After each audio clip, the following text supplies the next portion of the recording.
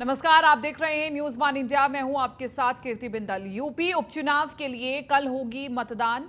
मैनपुरी, रामपुर, खतौली में होगी voting. Polling पार्टियां आज हो रही रवाना। तो बड़ी खबर हम आपको बता रहे हैं इस वक्त की यूपी उपचुनाव से जुड़ी हुई। और कल बहुत महत्वपूर्ण दिन है, कल वोटिंग होगी और आज ही पोलिंग पार्टियां रवाना हो रही हैं। रामपुर, खतौली और मैनपुरी में वोट डाला जाएगा। यूपी उपचुनाव के लिए कल मतदान होगा और मैनपुरी, रामपुर, खतौली सीट के लिए बीजेपी और समाजवादी पार्टी ने भरपूर कोशिशें की हैं, प्रचार प्रसार किया है और अब उनकी मेहनत रंग लाती है या नहीं, ये भविष्य में पता चल पाएगा। लेकिन पोलिंग पार्टियां पूरी तरह से तैयार हैं।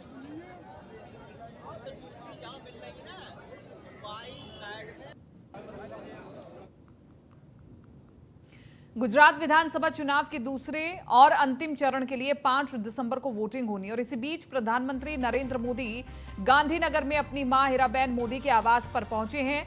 वहीं कल पीएम मोदी अहमदाबाद में वोट डालेंगे। दरअसल इससे पहले पीएम 18 जून को मां हीराबेन के 100वें जन्मदिन के मौके पर मिलने पहुंचे थे और बधाई दी थी, जहां पर पीएम मोदी ने करीब 30 मिनट तक मां के साथ वक्त गुजारा था। इस दौरान उन्होंने मां के चरण धोए और मिठाई खिलाई थी। उसके बाद मां का आशीर्वाद लिया था। एक बार फिर से प्रधानमंत्री नरेंद्र मोदी अपनी मां से मिलने के लिए पहुंचे हैं। उनका आशीर्वाद उन्होंने लिया और उनका आशीर्वाद लेकर ही वो कल अहमदाबाद में वोट डालेंगे। तो प्रधानमंत्री नरेंद्र मोदी अपनी मां से जरूर मिलते हैं जब भी वो किसी बड़े कार्य के लिए जा रहे हो या फिर वो अहमदाबाद में हो। और अहमदाबाद में उन्होंने अपनी मां हीराबेन से मुलाकात की। इससे पहले प्रधानमंत्री ने मुलाकात की थी अपनी मां हीराबेन से जब वो 100 साल की हो गई थी और उनका आशीर्वाद लेने के लिए वो पहुंचे थे। एक बार फिर से प्रधानमंत्री नरेंद्र मोदी मां हीराबेन के पास पहुंचे।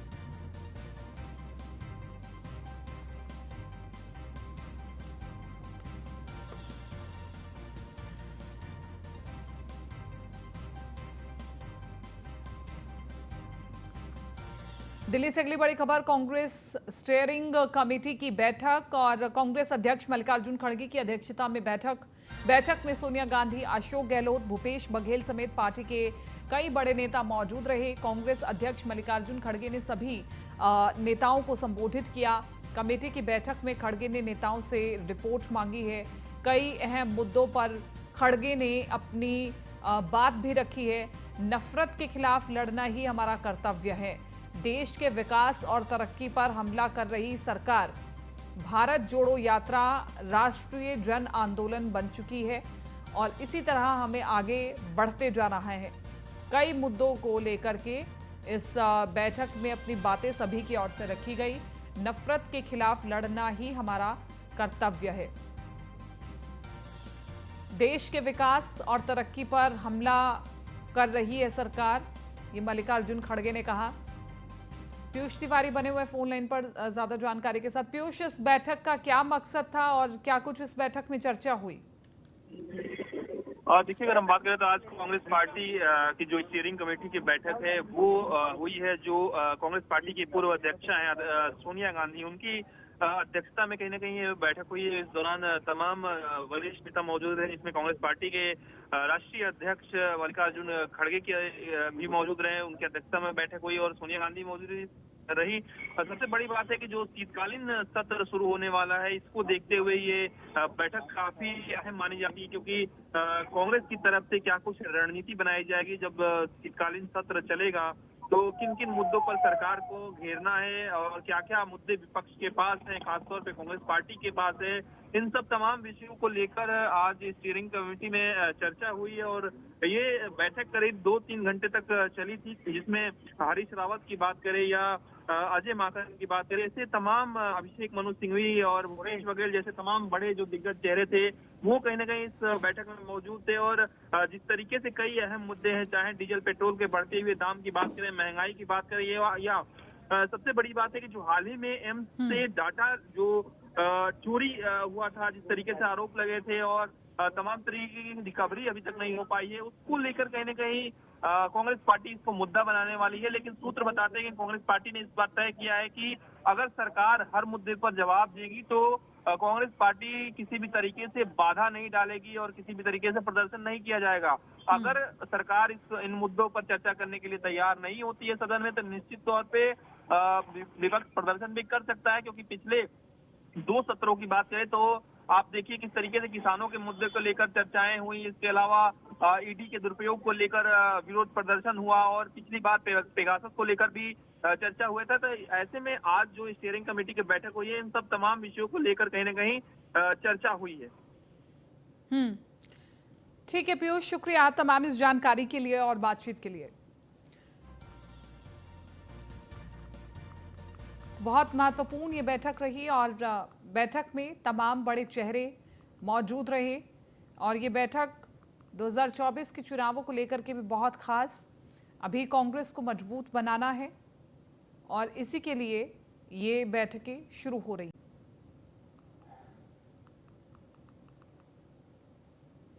मुंबई में धारा 144 लागू होने की खबरों को जॉइंट पुलिस कमिश्नर ने अफवाह बताया। उन्होंने कहा है कि यह गलत है और इसमें लोगों में भ्रम पैदा हो रहा है। दरअसल शुक्रवार को कुछ मीडिया चैनलों के हवाले से चलाया जा रहा था कि मुंबई में 4 दिसंबर से 2 जनवरी तक धारा 144 लागू कर दी गई और इसके तहत पूरे शहर में कई तरह के प्रतिबंध लागू कर दिए गए हैं। लेकिन इस खबर को नकार दिया गया है और ये कहा गया है कि यह गलत खबर है और इससे लोगों में भ्रम की स्थिति उत्पन्न हो रही है।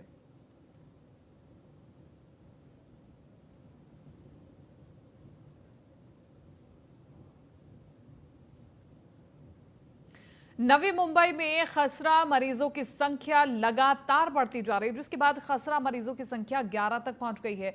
वह इस बीमारी से निपटने के लिए महानगर पालिका की तरफ से ठोस कदम उठाए जा रहे हैं। अस्पताल में गंभीर रूप से बीमार खसरा मरीजों के लिए बेड सुरक्षित रखे जा रहे हैं। साथ ही साथ पालिका की तरफ से काफी तेज गति से शहर में टीकाकरण अभियान भी शुरू कर दिया गया है।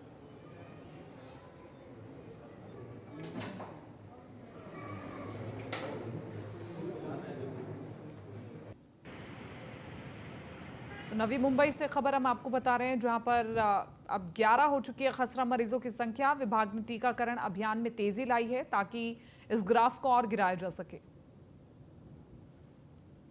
मेलाड में एक फ्लैट में आग लगने से एक इमारत में भगदड़ मच गई। बता दें कि जन कल्याण की ओर से ये जन कल्याण नगर के मरीना एनक्लेव की तीसरी मंजिल के एक फ्लैट में आग लग गई, जिसके चलते बचाव के दौरान फ्लैट निवासी घायल हो गई, जिसके बाद उसे तुरंत अस्पताल ले जाया गया। वही संभावना जताई जा रही है कि हवन के कारण आग लगी है।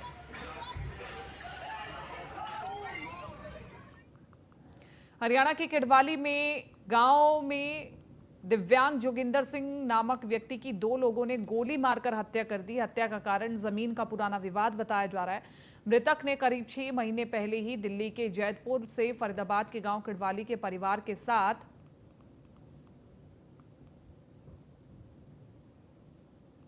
रहना शुरू किया था। पुलिस ने हत्या का केस दर्ज कर आगे की जांच शुरू कर दी है।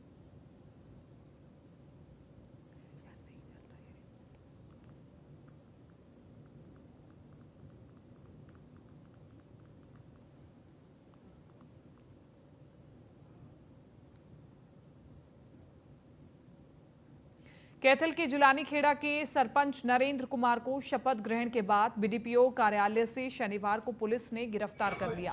चुनाव के दौरान हुई हिंसा के कारण उन पर दर्ज 3 मामलों के चलते वो पहले से पुलिस हिरासत में चल रहे थे, लेकिन शपथ ग्रहण के बाद उन्हें फिर से गिरफ्तार कर लिया गया। गौरतलब है कि मतदान के दिन 2 नवंबर और चुनाव परिणाम घोषित होने के बाद 2 पक्षों में हिंसा हो गई थी और इस चुनाव में जीते नवनिर्वाचित सरपंच नरेंद्र कुमार पर 3 केस दर्ज कराए गए थे।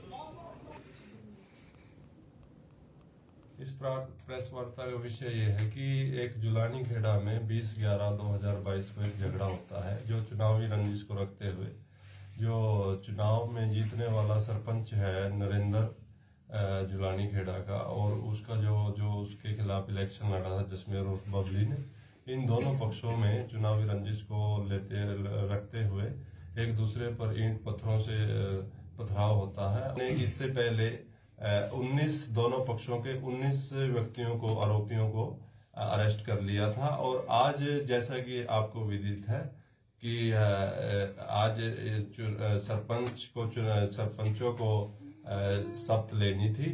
तो जैसे ही शपथ लेने बीडीपीओ कार्यालय कैथल में जखोली अड्डे के पास आया, तो शपथ लेने के बाद हमने इसको अरेस्ट किया है वहां से। इस प्रकार बिहार के सुपौल में शिक्षा व्यवस्था की पोल खोलती एक तस्वीर सामने आई है। यहां पर सुपौल के गांव के एक विद्यालय में छात्राएं को पढ़ाती हुई नजर आ रही हैं। सरकार शिक्षा व्यवस्था को सुदृढ़ करने के लिए लाख कोशिशें कर ले, लेकिन जमीनी हकीकत को देखा जाए तो सच्चाई कुछ और ही नजर आती है। और तस्वीर छातापुर प्रखंड के माधोपुर पंचायत स्थित उर्दू मध्य विद्यालय महदीपुर की है, जहां शिक्षक के अभाव में विद्यालय में पढ़ने वाली छात्राएं ही बच्चों को पढ़ाती हैं। और इतना ही नहीं, एक ही क्लासरूम में दो कक्षा के बच्चों को पढ़ाया जाता है। विद्यालय में पढ़ने वाले बच्चों ने बताया कि इस तरह से उन लोगों को काफी परेशानियों का सामना करना पड़ता है। वहीं इस पूरे मामले में प्रधानाध्यापक मोहम्मद जम्मालुद्दीन ने बताया कि विद्यालय में 1060 बच्चे नामांकित है।